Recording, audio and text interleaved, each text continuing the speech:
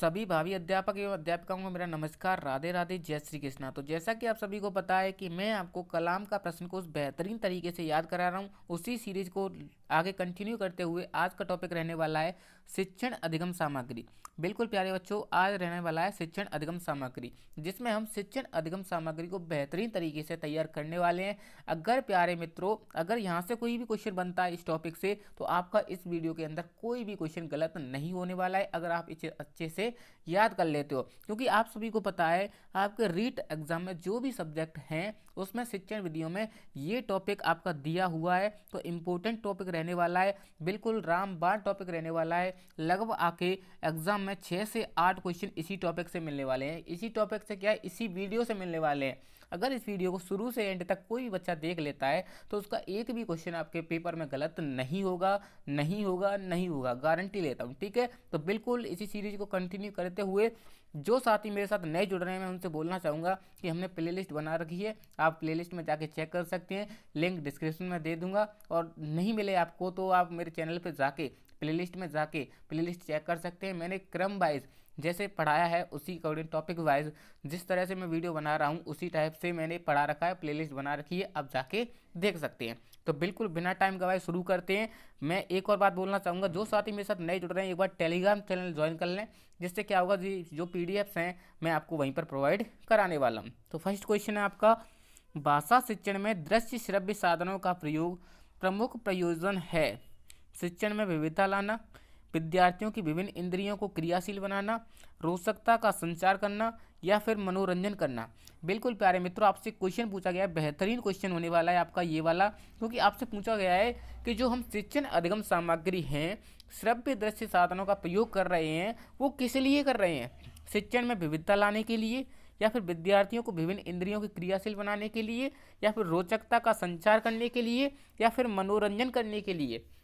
बिल्कुल आप इन क्वेश्चनों का खुद से आंसर देने की कोशिश करें, जिससे आपका खुद का एनालिसिस हो जाएगा।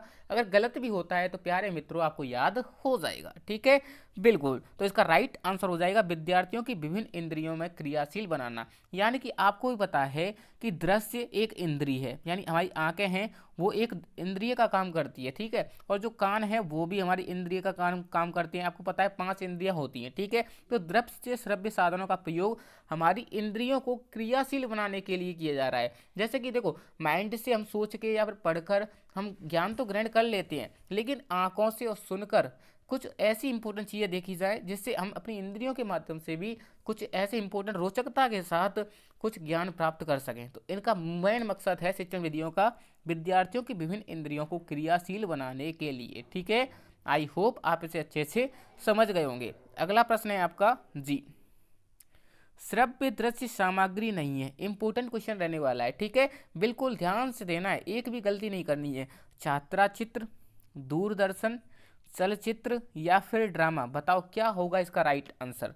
बिल्कुल आप सभी को पता है, आपने चलचित्र देखा हुआ, जिसे हम क्या कहते हैं, टीवी कहते हैं। तो आपने देखा हुआ श्रव्य भी होता है दृश्य भी होता है, तो ये तो होता है। ठीक है, ड्रामा यानी आपने नाटक कभी देखा होगा तो उसमें साउंड के अलावा कुछ हो ही नहीं सकता, साउंड और देख के ही तो होता है। बिल्कुल इसमें भी होता है, दूरदर्शन में भी होता है, वही टीवी। ठीक है, बिल्कुल। तो छात्रा चित्र, अगर आप एक छात्र हो या छात्रा हो, आपका चित्र किसी को दिखाया जाए तो वो चित्र का बोलेगा थोड़ी। तो बिल्कुल ये एक दृश्य सामग्री है। कैसी है, दृश्य सामग्री है। ठीक है, इंपॉर्टेंट है, याद रख लेना। इसका राइट आंसर भी ऑप्शन ए हो जाएगा, क्योंकि छात्रा चित्र है वो श्रव्य सामग्री नहीं होती। इसमें पूछा गया था श्रव्य और दृश्य दोनों होनी चाहिए, तो ये दृश्य है, ओनली श्रव्य नहीं है। ठीक है, बिल्कुल। आई होप आप इसे अच्छे से समझ गए होंगे। आगे बढ़ते हैं, अगला प्रश्न आपकी स्क्रीन पर प्यारे मित्रों। बिल्कुल, रेडियो की सीमाओं का कौन सा श्रव्य साधन दूर कर सकता है। जो रेडियो की सीमा है यानी रेडियो की होड़ कौन कर सकता है, आपसे ये सिंपल सा क्वेश्चन पूछा जाता है। अगर कई जगह पर रेडियो नहीं हो तो उसके स्थान पर हम क्या प्रयोग कर सकते हैं, ग्रामोफोन, लिंगवाफोन, या टेप रिकॉर्डर, या उक्त में से कोई नहीं। तो बिल्कुल प्यारे मित्रों इसका राइट आंसर हो जाएगा ऑप्शन सी। बिल्कुल टेप रिकॉर्डर होता है वो रेडियो का काम कर सकता है, इंपॉर्टेंट है। क्योंकि आपको भी पता है कि जिस तरह से रेडियो में जो समाचार होते हैं हम इसी टैप रिकॉर्डर में रिकॉर्ड करके भी सुन सकते हैं।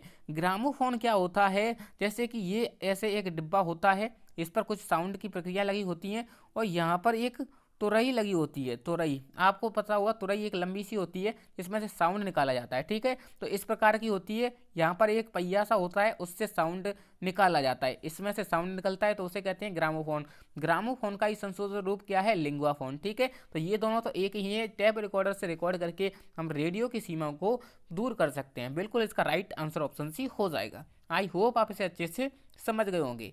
अगला प्रश्न है आपका, लिंगुआ फोन में कैसा शैक्षिक उपकरण है? जो लिंगुआ फोन है वो कैसा शैक्षिक उपकरण है? मैंने आपको बताया था अभी, दृश्य है, श्रव्य है, दृश्य श्रव्य है या कोई नहीं है। मैंने आपको बताया था लिंगुआ फोन होता कैसा है, बिल्कुल ऐसी आकृति होती है, इसमें से एक तुरई जैसे आकार की निकलती है, बिल्कुल इस प्रकार की, ठीक है। यहाँ पर एक पहिया लगा होता है, ये घूमता है, उससे साउंड निकलता है, ठीक है। तो ये एक श्रव्य सामग्री है। कैसी सामग्री है? श्रव्य सामग्री, ठीक है। आई होप आप इसे अच्छे से समझ गए होंगे। अगला प्रश्न आपकी स्क्रीन पर जी, समतल पर बिखरी सामग्री को बहुत तेज प्रकाश द्वारा पर्दे पर प्रतिबिंबित किया जा सकता है। फिल्म स्ट्रिप के माध्यम से, स्लाइड के माध्यम से, एपिटाइस्कोप के माध्यम से या मैजिक लालटेन के माध्यम से। इंपोर्टेंट क्वेश्चन रहने वाला है, बताइए क्या होगा इसका राइट आंसर। बिल्कुल आपको पता होगा कि समतल पर बिखरी सामग्री को बहुत तेज प्रकाश द्वारा पर्दे पर प्रतिबिंब करना किसके द्वारा किया जाता है? एपिटाइस्कोप। आपने देखा होगा कि जो प्रिंटर होते हैं, यानी जो दिखाते हैं क्या, बिल्कुल, तो ये बिखरी हुई तेज प्रकाश की चीज़ों को पर्दे पर दिखाया जाता है। बिल्कुल पर्दे पर दिखाया जाता है, उसे क्या कहते हैं? प्रोजेक्टर कहते हैं। क्या कहते हैं? प्रोजेक्टर कहते हैं। प्रोजेक्टर का ही एक रूप होता है मेरे प्यारे मित्रों, उसे एपिटाइस्कोप कहते हैं। किसे क्या कहते हैं? एपिटाइस्कोप कहते हैं, ठीक है। इंपॉर्टेंट है, जो प्रोजेक्टर होता है उसके माध्यम से किसी दीवार पर या वाइट जो पेज होता है उस पर दिखाया जाता है, ठीक है। वाइट पर्दा हो या कुछ भी हो, पर्दा होना चाहिए, ठीक है। तो उस पर प्रोजेक्टर के द्वारा दिखाया जाता है। यही क्वेश्चन आपसे पूछा था, प्रतिबिंब किस द्वारा दिखाया जाएगा? तो एपिटाइस्कोप इसका राइट आंसर हो जाएगा, बिल्कुल। अगला प्रश्न है जी, निम्न में से प्रक्षेपित सामग्री नहीं है। आपकी ऑप्शन है film, opaque projection, bulletin board, film खंड। इंपोर्टेंट क्वेश्चन रहने वाला है, बिल्कुल बताइए क्या होगा इसका राइट आंसर। तो जो भी ऑप्शन सी बता रहे हैं उनका राइट आंसर हो जाएगा। प्रक्षेपित सामग्री पूछी थी आपसे, बिल्कुल फिल्म एक प्रक्षेपित है, ओपेक प्रोजेक्शन भी प्रक्षेपित है और फिल्म खंड भी प्रक्षेपित है, लेकिन बुलेटिन बोर्ड है वो अप्रक्षेपित विधि है, ठीक है। बिल्कुल आगे बढ़ते हैं। श्रव्य दृश्य साधन है, बिल्कुल श्रव्य दृश्य साधन है चलचित्र, चित्र, चित्र विस्तारक या फिर रेखा चित्र। आपसे पूछा है कि जो सुनकर और देखकर ग्रहण किया जाता है। चलचित्र मैंने आपको बताया था टीवी, तो ये तो है ही है, ठीक है। चित्र, चित्र क्या है? दृश्य का साधन है, इसमें साउंड थोड़ी आएगा, मैंने आपको बताया था। रेखा चित्र भी कैसा है? दृश्य साधन है, ठीक है। और चित्र विस्तारक भी कैसा है? दृश्य साधन है, ठीक है। तो श्रव्य दृश्य एक ही होगा, चलचित्र, ठीक है। इसका राइट आंसर क्या हो जाएगा? ऑप्शन ए, बिल्कुल। आगे बढ़ते हैं। अगला प्रश्न है आपका, श्रव्य दृश्य शिक्षा से तात्पर्य नहीं है। शिक्षा को अधिक रोचक बनाना, शिक्षा को स्थायी बनाना, शिक्षा को अधिक प्रभावकारी बनाना, शिक्षा को निष्प्रयोजन बनाना। इंपॉर्टेंट क्वेश्चन रहने वाला है, बिल्कुल। यानी आपसे पूछा है श्रव्य दृश्य शिक्षा से तात्पर्य नहीं है। शिक्षा को अधिक रोचक बनाना बिल्कुल है, बिल्कुल। आपको अगर सुनकर दिखाकर अगर टीवी के माध्यम से पढ़ाया जाए, जैसे आपको मोबाइल के माध्यम से पढ़ाया जा रहा है, रोचकता के माध्यम से पढ़ाया जा रहा है, तो बिल्कुल ये अधिक रोचक होता है। शिक्षक को स्थायी बनाता है, बिल्कुल बनाता है। शिक्षक को अधिक प्रभावकारी बनाता है, बिल्कुल बनाता है शिक्षा को।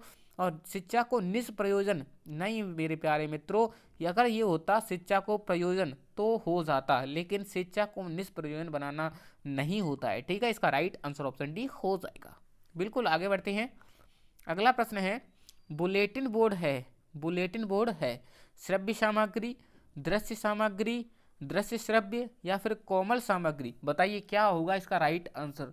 जो भी ऑप्शन बता रहे हैं उनका राइट आंसर हो जाएगा, बिल्कुल इसका राइट आंसर हो जाएगा दृश्य सामग्री है। बुलेटिन बोर्ड होता है तो प्यारे मित्रों ऐसे होता है, ग्रीन स्क्रीन टाइप में होता है, ठीक है। उस पर लिख के या फिर प्रोजेक्टर के माध्यम से समझाया जाता है, ठीक है। इसका राइट आंसर ऑप्शन भी हो जाएगा। अगला प्रश्न है, किसी बड़ी वस्तु के छोटे नमूने को कहते हैं प्रतिमूर्ति, चित्र, वास्तविक पदार्थ या फिर ग्रामोफोन। इंपॉर्टेंट क्वेश्चन है, बिल्कुल। जो भी ऑप्शन है बता रहे हैं उनका राइट आंसर हो जाएगा। प्रतिमूर्ति क्या कहते हैं?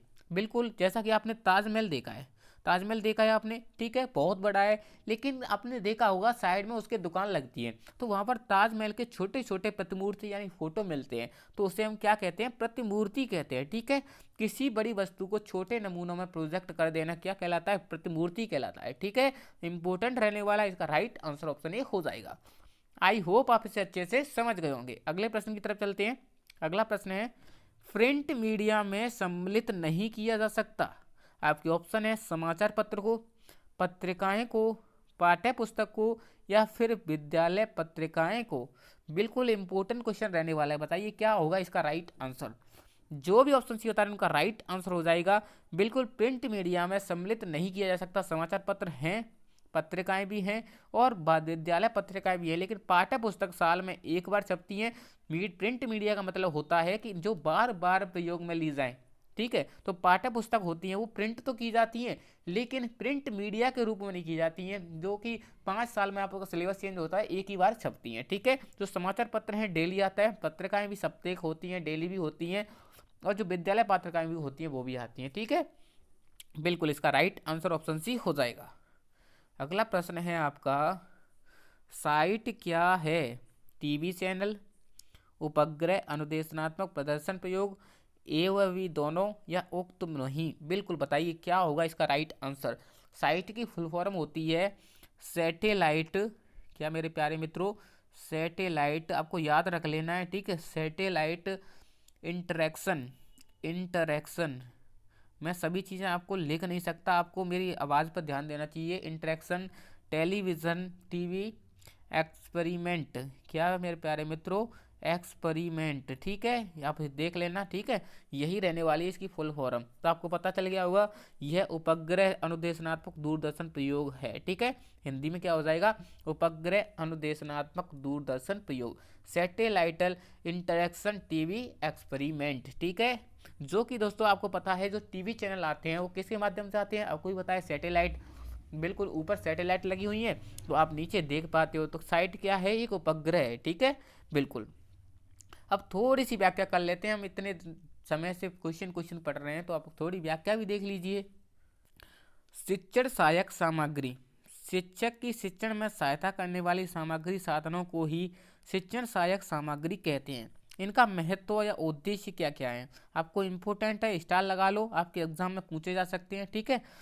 फर्स्ट है आपका, शिक्षण को रोचक तथा प्रभावी बनाते हैं। बिल्कुल, शिक्षण को रोचक तथा प्रभावी भी बनाते हैं।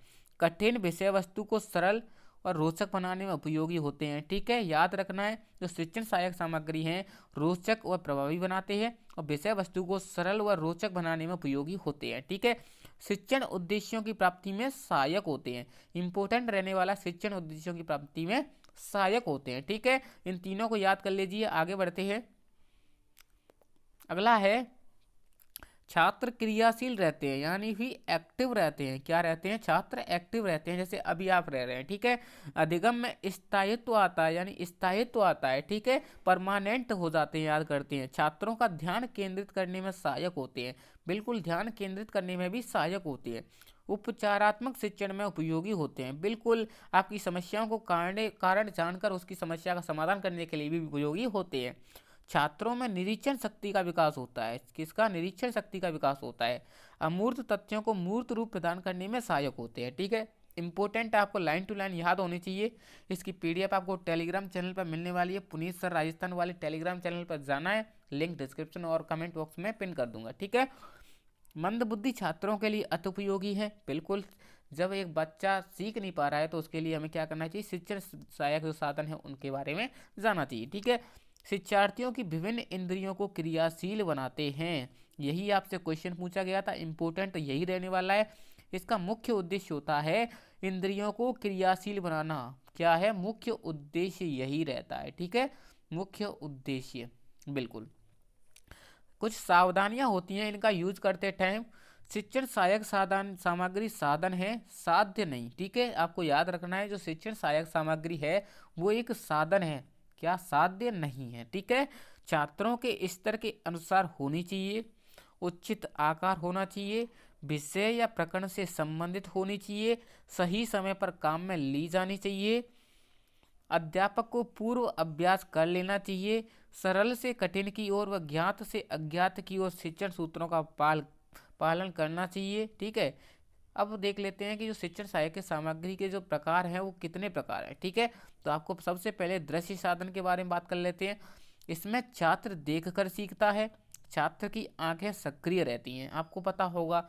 इसके कुछ उदाहरण हैं जो आपसे पूछे जाते हैं। प्रतिकृति चार्ट कहते हैं, प्रतिरूप जो मॉडल होता है, रेखा चित्र, मानचित्र, चित्र, पाठ्य पुस्तक, भित्ति पत्रिका, पत्र पत्रिकाएं, बुलेटिन बोर्ड, फ्लैनल बोर्ड एवं संग्रहालय। ठीक है, बिल्कुल। अब देख लेते हैं इसमें मॉडल, जो मॉडल है उसे क्या कहते हैं। जब वास्तविक वस्तुओं को दिखाना असंभव हो तब मॉडल काम में लिया जाता है। जैसे कि ताजमहल आपको दिखाना हो तो ताजमहल का फोटो आपको दिखा दिया जाता है या फिर मॉडल आपको दिखा दिया जाता है, उसे क्या कहते हैं, मॉडल कहते हैं। जैसे लाल किले का मॉडल। ठीक है। श्यामपट्ट, श्याम पट्ट पर लिखते समय छात्रों को ध्यान रखें, लिखते समय बोलते रहें। ठीक है। श्याम पट्ट पर शुद्ध व स्पष्ट लिखा जाए, सीधी रेखा पंक्ति में लिखा जाए, अक्षरों का आकार सही होना चाहिए, अनावश्यक सामग्री को समय पर हटाया जाए। जो बुलेटिन बोर्ड होता है इस पर प्राय दैनिक समाचार पत्र लगाए जाते हैं, दैनिक समाचार लगाए जाते हैं बुलेटिन बोर्ड पर। ठीक है। आपसे पूछा जा सकता है कि जो बुलेटिन बोर्ड होता है उस पर क्या किया जाता है, तो दैनिक समाचार लगाए जाते हैं। फ्लैनेल बोर्ड होता है जिसे खादी बोर्ड या कपड़े का बोर्ड भी कहते हैं, इसे प्राय लिखित या चित्रित सामग्री लगाई जाती है। ठीक है। एक बोर्ड होता है जिस पर लिखित व चित्रित सामग्री लगाई जाती है, उसे क्या कहते हैं, फ्लैनेल बोर्ड कहते हैं। ठीक है। प्रोजेक्टर मैंने आपको बता दिया है। ठीक है। जिसे एपिटास्कोप यानी चित्र विस्तारक यंत्र भी कहते हैं, इसका प्रयोग समतल पर बिखरी सामग्री को बहुत तेज प्रकाश द्वारा पर्दे पर प्रतिबिंबित करने में किया जाता है। ठीक है। जादुई लैंटर्न, जादुई लैंटर्न उपयुक्त तीन किसी दृश्य आकृति, चित्र आदि को बड़ा करके दिखाते हैं। जादुई लैंटर्न क्या होती है, उपयुक्त तीनों किसी दृश्य आकृति और चित्र आदि को बड़ा करके दिखाते हैं। अन्य संसाधन की बात करें तो समाचार पत्र, पत्र पत्रिकाएं, विद्यालय पत्रिकाएं, स्लाइड्स होती है, मूक चित्र होते हैं। ठीक है। श्रव्य साधन, श्रव्य साधनों की बात कर लेते हैं। ये आपके द्रव्य दृश्य साधन थे जो हम बात कर चुके हैं। अब श्रव्य साधनों की बात करते हैं। इनसे छात्र सुनकर सीखते हैं, अर्थात छात्र के कान सक्रिय रहते हैं। जैसे radio, tap recorder, tap recorder मैंने आपको बता दिया था, रेडियो की सीमाओं को दूर करता है। आपसे क्वेश्चन ही पूछा गया था तो स्टार लगा लो, पूछा जा सकता है। ठीक है। टैप रिकॉर्डर को रेडियो की कमियों को दूर करता है, यानी सीमाओं को दूर करता है। ठीक है। जो ग्रामोफोन है, लिंगवा फोन है, तीनों एक ही रूप में काम करते हैं। ठीक है। इनमें रिकॉर्ड्स काम में आते हैं, इनके माध्यम से उच्चारण, भाषण, पठन कौशल आदि का विकास किया जा सकता है। ठीक है। दृश्य श्रव्य सामग्री की बात कर लेते हैं। ठीक है। इसमें छात्र देखकर व सुनकर सीखते हैं, इसमें छात्रों की आंख व कान सक्रिय रहते हैं। ठीक है। आगे बढ़ते हैं, इसके उदाहरण देख लेते हैं। टीवी, जिसे हम दूरदर्शन कहते हैं, जो कि साइट उपग्रह से चलती है। बिल्कुल, मैंने आपको बताया था उपग्रह अनुदेशनात्मक दूरदर्शन प्रयोग हेतु होती है। लैपटॉप आपका कैसा है, दृश्य श्रव्य है। मोबाइल भी दृश्य श्रव्य है, टैबलेट भी दृश्य श्रव्य है। आप देख लेना, सभी दृश्य श्रव्य रहने वाले हैं, इनको याद कर लेना आप। बिल्कुल। जो नमूना है आपकी प्रतिमूर्ति, वो भी एक दृश्य श्रव्य साधन है, इंपॉर्टेंट है। ठीक है। स्टार लगा लो। बिल्कुल। कठपुतली, बिल्कुल बिना साउंड के मजा ही नहीं आएगा कठपुतली को नचाने में। शिक्षक सहायक सामग्री का प्रयोग करते समय सामाजिक व सांस्कृतिक परिवेश का तथा जेंडर संवेदनशीलता का विशेष ध्यान रखना चाहिए। ठीक है। बिल्कुल। अगला प्रश्न है आपका जी, इंपॉर्टेंट रहने वाला है, बताइए क्या होगा इसका राइट आंसर। दृश्य श्रव्य सामग्री की आवश्यकता निम्न में से किस विधि के लिए आवश्यक नहीं है। आपके ऑप्शन है समस्या समाधान विधि, व्याख्यान विधि, योजना विधि या उपरोक्त सभी। बताइए क्या होगा इसका राइट आंसर। अगर आपने थोड़ी सी मेहनत की होगी तो बिल्कुल आपको इसका राइट आंसर पता होगा।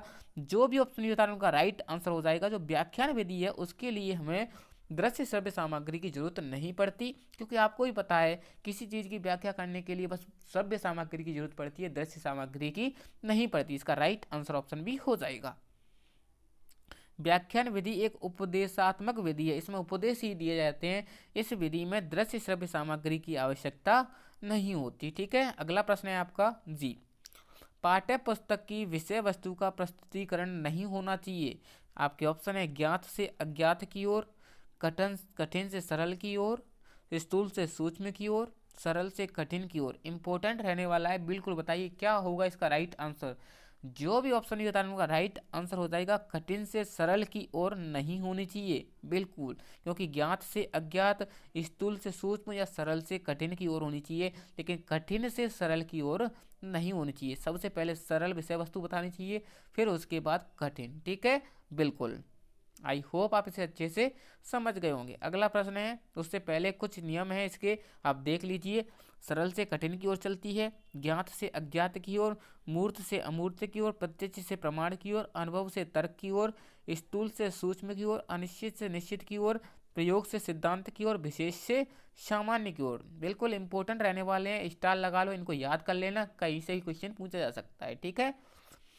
अगला प्रश्न है आपका, कौन सा कथन संगत नहीं है? इंपॉर्टेंट क्वेश्चन है आपका। पाठ्य पुस्तक कक्षा शिक्षण का प्रमुख साधन है।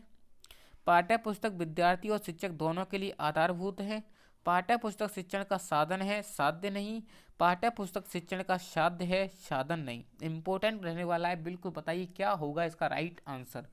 जो भी ऑप्शन डी बता रहा हूं उनका राइट आंसर हो जाएगा पाठ्य पुस्तक शिक्षण का साधन होती हैं, बिल्कुल होती हैं, साध्य नहीं होती, ठीक है। तो ये गलत हो जाएगा, ये बिल्कुल सही हो जाएगा, ठीक है। आई होप आप इसे अच्छे से समझ गए होंगे। अगला प्रश्न है, पाठ्य पुस्तक का अध्ययनात्मक पक्ष है। पुस्तक का आकार प्रकार, मुख्य पृष्ठ, जिल्द या फिर प्राक कथन। इम्पोर्टेंट क्वेश्चन है, बताइए क्या होगा इसका राइट आंसर। बिल्कुल बिल्कुल बिल्कुल, जो भी ऑप्शन दिया था उनका राइट आंसर हो जाएगा प्राक कथन। उसके अंदर की विषय वस्तु को कहते हैं, किसे कहते हैं? विषय वस्तु को कहते हैं। तो विषय वस्तु सबसे इंपॉर्टेंट होती है। उसका मुख्य पृष्ठ कुछ भी इंपॉर्टेंट नहीं है, उसका आकार भी इंपॉर्टेंट नहीं है, उसका जिल्द भी इंपॉर्टेंट नहीं है। यानी जिल्द का मतलब होता है उसकी जो कठोरपन है, यानी कितनी मजबूत है, ठीक है। तो जिल्द का भी कोई मतलब नहीं है जब तक उसके अंदर कोई अच्छी विषय वस्तु नहीं है, ठीक है। अगला प्रश्न है, पाठ्य पुस्तक रचना के सोपानों का क्रम है। बिल्कुल इंपॉर्टेंट क्वेश्चन रहने वाला है, बताइए क्या होगा इसका राइट आंसर। विषय सामग्री का चयन, स्तरीकरण या प्रस्तुतिकरण। स्तरीकरण, विषय सामग्री का चयन या प्रस्तुतिकरण। प्रस्तुतिकरण, स्तरीकरण या विषय सामग्री का चयन। प्रस्तुतिकरण, विषय सामग्री का चयन या स्तरीकरण। बताइए क्या होगा इनका राइट आंसर। पाठ्य पुस्तक रचना के सोपानों का क्रम। जी, मैं बिल्कुल आपको टाइम दूंगा। जी, तो जो भी ऑप्शन है बता रहे उनका राइट आंसर हो जाएगा बिल्कुल। पाठ्य पुस्तक की रचना के लिए सबसे पहले हमें विषय वस्तु का चयन करना चाहिए, फिर स्तरीकरण, फिर उसका प्रस्तुतिकरण। इसमें प्रस्तुतिकरण सबसे लास्ट में आ रहा है, इंपॉर्टेंट रहने वाला है। सबसे पहले विषय सामग्री का चयन करेंगे, फिर स्तरीकरण करेंगे, फिर प्रस्तुतिकरण करेंगे, ठीक है। इसका राइट आंसर ऑप्शन ए हो जाएगा। अगला प्रश्न है जी, पाठ्य पुस्तकों के उद्देश्य के अंतर्गत पाठ्य पुस्तक शिक्षक या बालकों के लिए हैं, साध्य नहीं वरन साध्य है, साधन है। बिल्कुल सही है, ये तो 760 में तो बिल्कुल यही सही हो जाएगा, क्योंकि मैंने आपको अभी बताया था कि साध्य नहीं है, साधन ही है, ठीक है। इसका राइट आंसर यही हो जाएगा। अगर आप ऑप्शन चेक करना चाहें तो कर सकते हैं। पुस्तक शिक्षक व शिक्षार्थी के लिए साध्य है, ये तो गलत हो जाएगा। अध्यापन हेतु साध्य एवं साधन है, बिल्कुल गलत है। आपको पता है साधन ही साधन है, साध्य नहीं है। साधन कम साध्य अधिक, ऐसा है ही नहीं, बिल्कुल नहीं है। तो इसका राइट आंसर ऑप्शन ही हो जाएगा। बिल्कुल रिपीट हुआ है क्वेश्चन, ठीक है। अगला प्रश्न है, प्राचीन काल में पाठ्य पुस्तक के लिए किस शब्द का प्रचलन था? वेद, पुराण, उपनिषद या फिर ग्रंथ। इंपोर्टेंट, स्टार लगा लो, ठीक है। ऐसा question same to same question repeat हुआ था, ठीक है, फर्स्ट ग्रेड में। बिल्कुल, जो भी ऑप्शन नहीं बता उनका राइट आंसर हो जाएगा। सबसे पहले पुस्तक को क्या कहते थे? ग्रंथ कहते थे। क्या कहते थे? ग्रंथ कहते थे, किसे? पुस्तक को, ठीक है। इंपोर्टेंट रहने वाला है जी।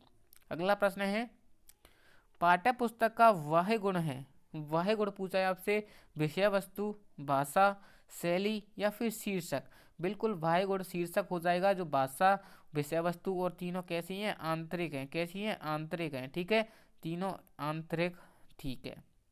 आपको आंसर भी दिख रहा है इसमें, आंसर मिटाना भूल गए थे, ठीक है। इसका राइट आंसर ऑप्शन डी हो जाएगा। अगला प्रश्न है, भाषा शिक्षण में पाठ्य पुस्तक है साध्य, साधन, विकल्प ए और बी दोनों, या फिर इनमें से कोई नहीं। भाषा शिक्षण में पाठ्य पुस्तक आपसे पूछी है, मैं आपको बता चुका हूँ। बिल्कुल बिल्कुल इसका राइट आंसर आप ही बताना मुझे कमेंट करके, ठीक है।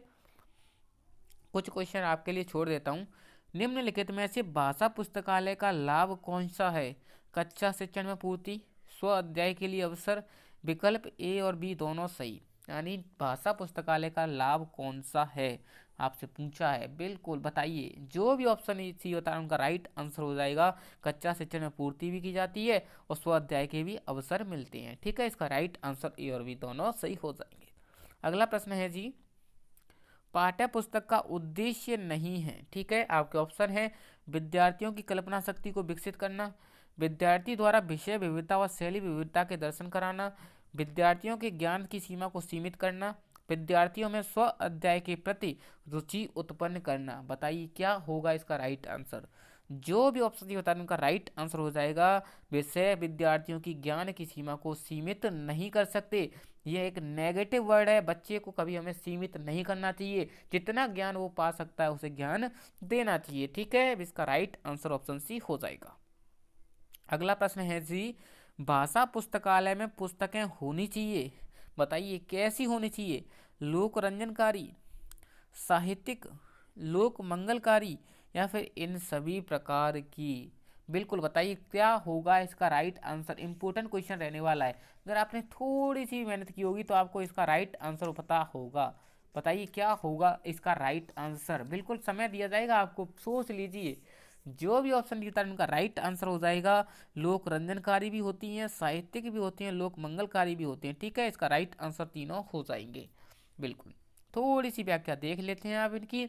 पाठ्य पुस्तक के विभिन्न पक्ष होते हैं, अध्ययनात्मक पक्ष और रूपात्मक पक्ष। अध्ययनात्मक पक्ष होता है उसके 3 प्रकार होते हैं, चयन, स्तरीकरण और प्रस्तुतिकरण। यानी विषय वस्तु का चयन 3 सोपान है, फिर उसके स्तरीकरण होना चाहिए, फिर उसका प्रस्तुतिकरण होना चाहिए। ठीक है, तो तीनों पक्ष आपको याद रहने चाहिए। बिल्कुल, चयन में क्या आता है?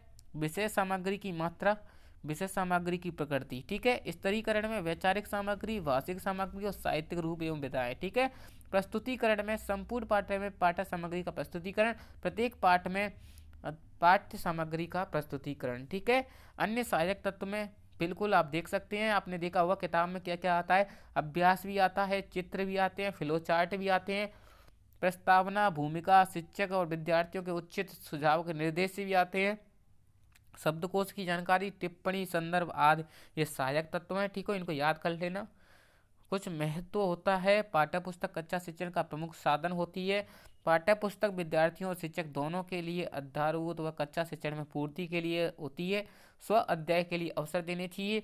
पाठ्य पुस्तक शिक्षण का साधन है, साध्य नहीं होती है। स्टार लगा लो, मैं 10 बार बता चुका हूँ, पाठ्य पुस्तक शिक्षण का साधन है, साध्य नहीं होती है। ठीक है, बिल्कुल। रूपात्मक पक्ष में देखें तो विद्यार्थियों की कल्पना शक्ति को विकसित करती है। प्राचीन काल में पाठ्य पुस्तक के लिए ग्रंथ व का प्रयोग किया जाता था। ग्रंथ शब्द का इम्पोर्टेंट मैंने आपको बता दिया है। रूपात्मक पक्ष में पुस्तक का आकार व प्रकार, जिल्द, कागज, चित्र का संयोजन, मूल्य, मुख्य पृष्ठ, टाइप या मुद्रण इतना इम्पोर्टेंट नहीं रहने वाला है। ठीक है, अब छोड़ सकते हैं। अगला प्रश्न है आपका, भाषा शिक्षण में उपयोगी श्रव्य दृश्य साधन है रेडियो, अभिनय, श्यामपट्ट या फिर पोस्टर। बताइए क्या होगा इसका राइट आंसर। जो भी ऑप्शन होता है उनका राइट आंसर हो जाएगा। अभिनय को ही हम क्या कहते हैं? नाटक कहते हैं। नाटक कैसा होता है? श्रव्य भी होता है, दृश्य भी होता है। पोस्टर कैसा होता है? दृश्य होता है। ठीक है, पोस्टर दृश्य होता है। रेडियो कैसा होता है? ओनली श्रव्य होता है। ठीक है, और जो श्यामपट्ट है वो कैसा होता है?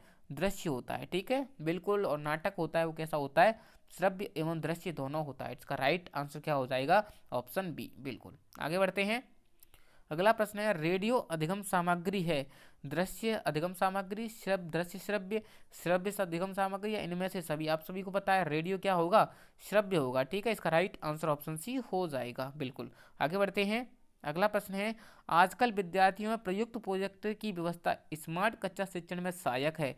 श्रव्य दृश्य साधन के रूप में, दृश्य साधन के रूप में, खेल गतिविधियों के दृश्य रूप में, श्रव्य दृश्य साधनों के रूप में। आप सभी को पता है इसका राइट आंसर हो जाएगा ऑप्शन डी।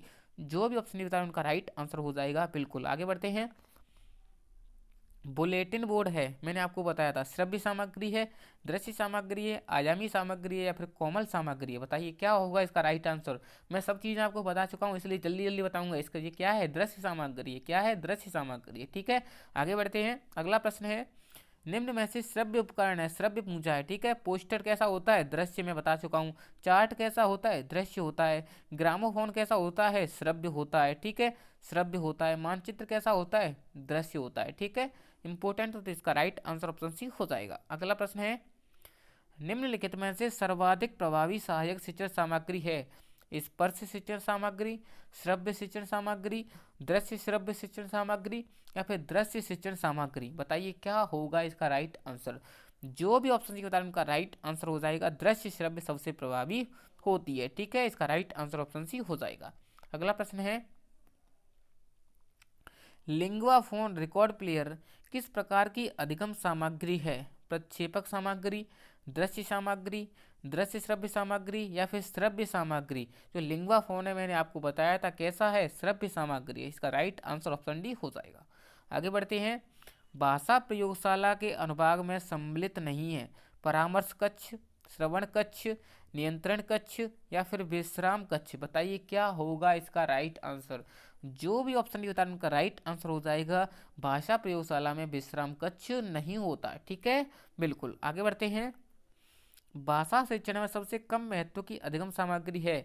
चित्रकथाएं, शब्द पट्टी, मानचित्र, या फिर वाक्य पट्टी। बताइए क्या होगा इसका राइट आंसर।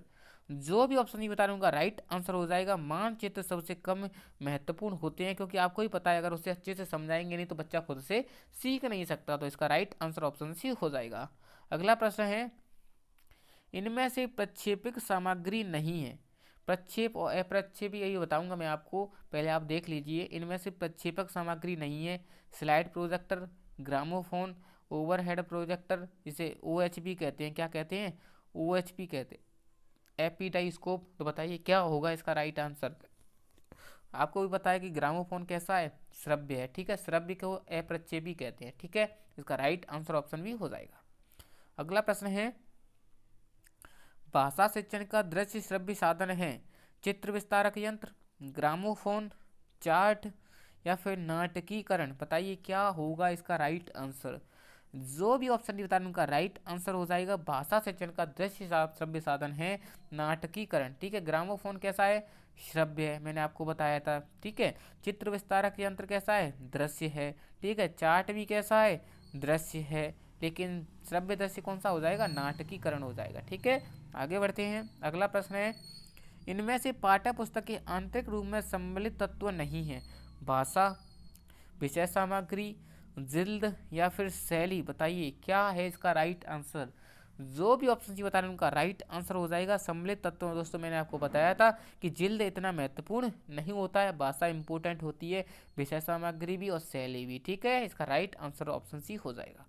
अगला प्रश्न है, भाषा शिक्षण के किस संसाधन द्वारा शुद्ध उच्चारण, वाक्य संरचना, पाठ तथा वार्तालाप रिकॉर्ड के माध्यम से सिखाया जाता है। ग्रामोफोन में, रेडियो में, मात्रा खिड़की में, या फिर लिंगुआ फोन में। बताइए क्या होगा इसका राइट आंसर। बिल्कुल बिल्कुल बताइए। तो आपको भी पता है कि इसमें श्रव्य साधन के बारे में बात की गई है, तो ग्रामोफोन से भी की जाती है और लिंगुआ फोन से भी की जाती है। तो इसमें बोनस दिया गया था। क्या दिया गया था, बोनस दिया गया था। स्टार लगा लो। बिल्कुल बिल्कुल इसका राइट आंसर दो थे, ए और डी, ठीक है। आपको याद कर लेना, जिनमें से अगर कोई नहीं आता है तो आपको इन दोनों में से कोई एक आता है तो उसको टिक करना है, ठीक है। अगला प्रश्न है, निम्न में से भाषा शिक्षण पद्धति सर्वोपरि स्थान है। दैनदनी, पाठ्य पुस्तक, ग्रीन बोर्ड, या फिर जार्डन। बताइए क्या होगा इसका राइट आंसर। जो भी ऑप्शन बता रहे हैं उनका राइट आंसर हो जाएगा। भाषा शिक्षण के लिए सबसे इंपॉर्टेंट पाठ्य पुस्तक होती है, ठीक है। अगला प्रश्न है, निम्नलिखित में से एक विशेष प्रकार का भाषा शिक्षण साधन जिसका वर्तमान में विद्यालय शिक्षण में सर्वाधिक प्रयोग करने हेतु बल दिया जा रहा है। रेडियो पर, टेलीविजन पर, ओवरहेड प्रोजेक्टर पर, या फिर टेप रिकॉर्डर पर। बताइए क्या होगा इसका राइट आंसर। जो भी ऑप्शन सी बता रहे हैं उनका राइट आंसर हो जाएगा ओवरहेड प्रोजेक्टर, जिसे शॉर्ट में कहते हैं OHP। क्या कहते हैं, OHP। कैसा साधन है, श्रव्य साधन है, ठीक है। बिल्कुल इसका राइट आंसर ऑप्शन सी हो जाएगा। अगला प्रश्न है, भाषा की अच्छी पाठ्य पुस्तक की प्रमुख विशेषता है। क्लिष्ट भाषा, पाठ में दीर्घ वाक्य रचना, सरल रस शब्दावली, या फिर तत्सम प्रधान भाषा। बताइए क्या होगा इसका राइट आंसर। जो भी ऑप्शन सी बता रहे हैं उनका राइट आंसर हो जाएगा सरल और सरस शब्दावली होनी चाहिए। ठीक है, बिल्कुल। ये भी नहीं होगा, ये भी नहीं होगा, ये भी नहीं होगा, इसका राइट आंसर ऑप्शन सी हो जाएगा। अगला प्रश्न है, विद्यालय पुस्तकालय में आवश्यक सामग्री ढूंढने में अहम भूमिका होती है। लैब मैनुअल की, प्रायोगिक पुस्तिका की, संदर्भ पाठ्य पुस्तक की या फिर वृत्ति की? बताइए क्या होगा इसका राइट आंसर, बिल्कुल बताइए। तो जो भी ऑप्शन बता रहे हैं उनका राइट आंसर हो जाएगा प्रायोगिक पुस्तिका, बिल्कुल इसका राइट आंसर ऑप्शन भी हो जाएगा। अगला प्रश्न है, निम्न में से मातृभाषा शिक्षण का साधन नहीं है। चित्र विस्तारक यंत्र, चित्र प्रदर्शन, लघु गणक सारणी या फिर ग्रामोफोन? बताइए क्या होगा इस राइट आंसर, मातृभाषा शिक्षण का साधन नहीं है जी। तो जो भी ऑप्शन बता रहे हैं उनका राइट आंसर हो जाएगा ऑप्शन सी, लघु गुणक सारणी। ठीक है, इसका राइट आंसर ऑप्शन सी हो जाएगा। अगला प्रश्न है, पाठ्य पुस्तकों के आंतरिक तत्वों में भिन्न तत्व है। भाषा, शैली, विषय सामग्री या फिर उच्चारण शैली? भिन्न तत्व पूछा है आंतरिक तत्वों में, बताइए। जो भी ऑप्शन डी बता रहे हैं उनका राइट आंसर हो जाएगा उच्चारण शैली कोई मायने नहीं रखती, आप कैसे ही बोल सकते हो, वो तो स्थानीय भाषा का फर्क होता है उच्चारण करने में। लेकिन भाषा हो सही होनी चाहिए, शैली भी सही होनी चाहिए, लेकिन विषय सामग्री भी सही होनी चाहिए, लेकिन उच्चारण शैली महत्वपूर्ण नहीं होती। ठीक है, इसका राइट आंसर ऑप्शन डी हो जाएगा। अगला प्रश्न है, निम्नलिखित में से दृश्य साधन उपयुक्त उदाहरण है। चलचित्र का, चित्र विस्तारक यंत्र का, रेडियो का या फिर दूरदर्शन का? बताइए क्या होगा इसका राइट आंसर। मैंने आपको बताया था चलचित्र कैसा है, श्रव्य और दृश्य। ठीक है, रेडियो कैसा है, श्रव्य है। ठीक है, और दूरदर्शन कैसा है, श्रव्य और दृश्य। ठीक है, लेकिन चित्र विस्तारक ओनली दृश्य है। ठीक है, इसका राइट आंसर ऑप्शन भी हो जाएगा।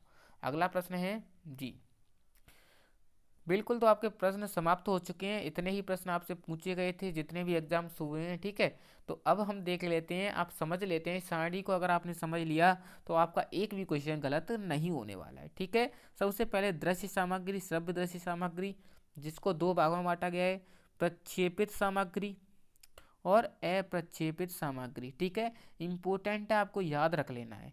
कितने भाग, दो भाग, प्रक्षेपित सामग्री और अप्रक्षेपित सामग्री। ठीक है, जिसमें प्रक्षेपित में सभी दृश्य सामग्री होती हैं। कौन सी सामग्री होती है इसमें, सभी दृश्य सामग्री होती हैं। ठीक है, और इसमें सभी जो अदृश्य होती हैं, कैसी होती हैं, अदृश्य होती हैं, वो सभी इसमें आती हैं। ठीक है, तो दृश्य सामग्री में आपकी मैजिक लालटेन, opaque projector, epidiascope, film strip projector, overhead या स्लाइड, ये सभी दृश्य सामग्री हैं। इनको प्रक्षेपित सामग्री भी कहते हैं। आपको तो बस इतना याद रख लेना है कि जो दृश्य सामग्री होती हैं उनको ही प्रक्षेपित सामग्री कहते हैं।